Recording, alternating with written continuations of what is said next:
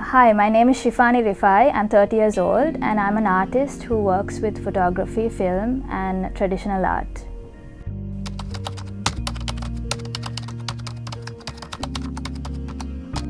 I'm brown.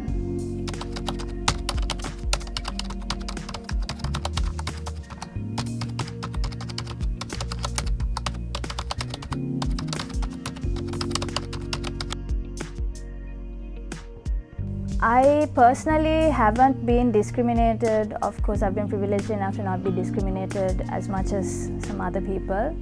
But definitely growing up, you get the usual, as a Sri Lankan person, you get the usual comments from aunties like, oh, you've gotten dark or you've gotten fair, and that's like a value system that you grow up with. But I've personally always tried to be very conscious and self-aware about that and sort of mentally battle that kind of attitude.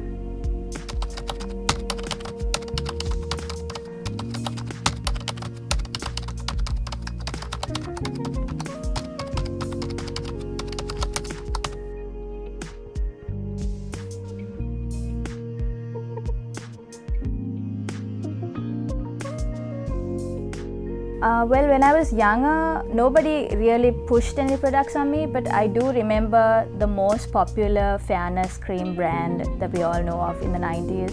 I do remember that being passed around in the family, like, the girls would use it and things like that. I personally was not pushed to do that, but there was definitely, like I said, there was this idea that it's better if you get fairer, and it's, if you've gotten darker, then you're less marriageable, and you're not doing it right. So basically there was a sense that if you're fairer, you're winning and you're being more successful. So that idea definitely was floating around.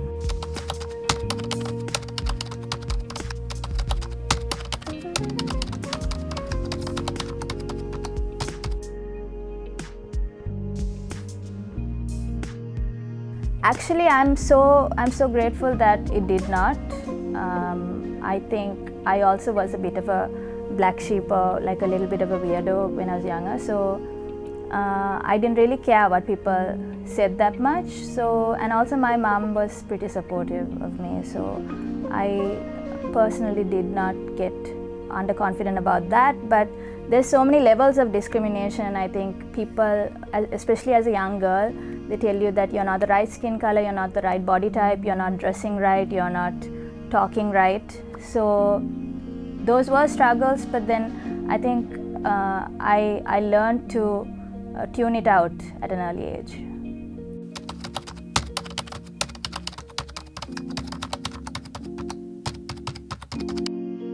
Professional circles, I can only say that in photography and film in Sri Lanka, unless it's documentary, there's always been a preference for fairer models, and there's always this sense that the more European you look, the whiter that you look, the more suitable you are to higher end brands and a certain high class aesthetic, and there is a definite valuation going on in visual media.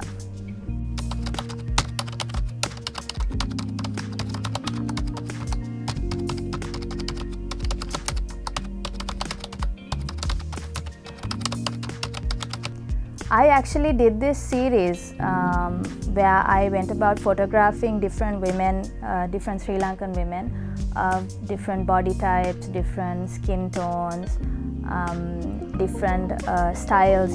Some women who would dress differently, who wear the hijab maybe, but still they were in fashion, and gorgeous, beautiful chocolate-skinned women that I photographed, and to kind of show that there can be an alternative in fashion.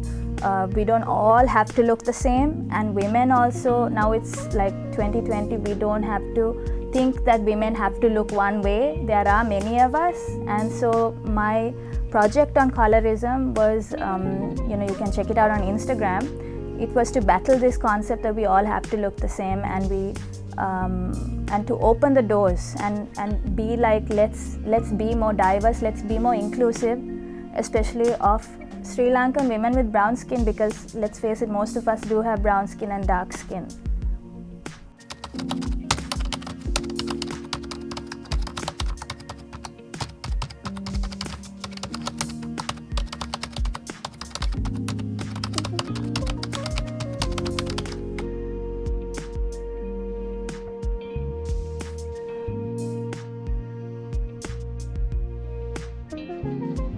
I think that fairness creams, they are very successful. People still buy them in this region, in the South Asian region. So I don't know if me just saying like this shouldn't be is going to actually help the conversation. I think it's a very complex issue. There's been years of conditioning where we as Sri Lankans believe when we look at TV and we don't see people like us, so we are like, we need to look European to make it in the world. So this is a very complex and long-standing issue. I do not condone any of the fairness creams, because I think you are absolutely beautiful with the skin that you're born in, and it's a crime, I think, for people to say that you can do less in your career, or you can do less in your life, or in your love life, or in your marriage, just because of the skin that you're born with.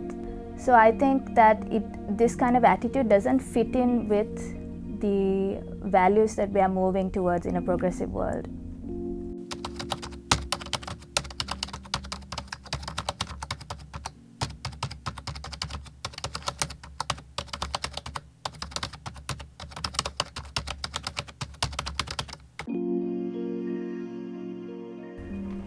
I would say to any young person that they are gonna, especially in Sri Lanka, we grow up with all of our aunties and uncles, and I know a lot of them mean well and stuff, and they want you to, get ahead, and that's why they have so many opinions about how you should be in your life. But I would tell any young person to stick to your guns and first figure out who you are as a human being and stick to that. And it's if you stick to that you really make a mark in the world. Like, don't try to conform to what people say about your skin color or your style or your aesthetic or the way you talk or act. Do your thing as long as you're not harming anybody. You have every right to be yourself, and surround yourself and protect yourself with a few people who do like you for who you are and what you are. That's what I would say.